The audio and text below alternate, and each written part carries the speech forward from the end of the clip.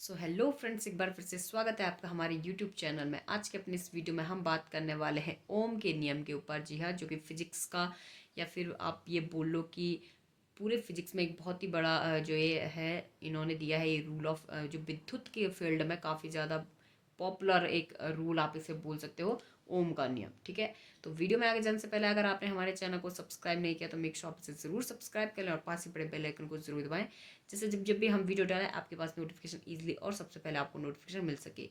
Video अगर आपको पसंद आता है, आपके लिए हेल्पफुल रहता है, तो वीडियो को लाइक करें और इसे अपने फ्रेंड्स के साथ जरूर शेयर करें।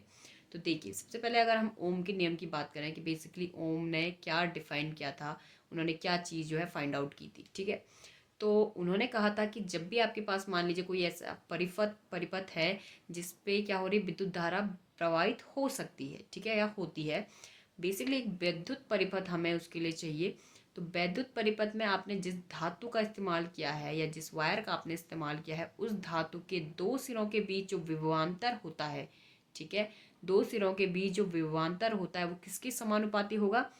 उस धातु में जो भी करंट फ्लो कर रहा है, जो भी उसमें धारा प्रवाहित हो रही है, उस धारा के वो समानुपाती होता है। ठीक है, यानी कि आपके पास जो परिपथ होना चाहिए वो वैद्युत परिपथ होना चाहिए। वैद्युत परिपथ के में जो धातु है उसके दो सिरों के बीच लगने वाला विभवांतर उसमें प्रवाहित होने वाली धारा के समानुपाती होता है। ये किसका नियम है? ओम का नियम है। ठीक है, यानी कि अगर हम इसे जो है कैपिटल V is equal to I R, ये होता है कैपिटल V जो इसमें है वो विभवांतर होता है, आई यहाँ पर करंट का फ्लो होता है। ठीक है, और जो आर यहाँ पे होता है वो कांस्टेंट होता है, यानी कि नियतांक होता है। ठीक है, इसे हम प्रतिरोध भी कह सकते हैं। अच्छा, जो एक इम्पॉर्टेंट क्वेश्चन यहाँ से निकल के आता है, अगर आपको पूछ दिया जाए कि ये आर जो है किस पर डिपेंड करता है, ठीक है, तो आर जो है हमारा धातु पर डिपेंड करता है, जिस वायर का जो धातु हो उस पर डिपेंड करता है।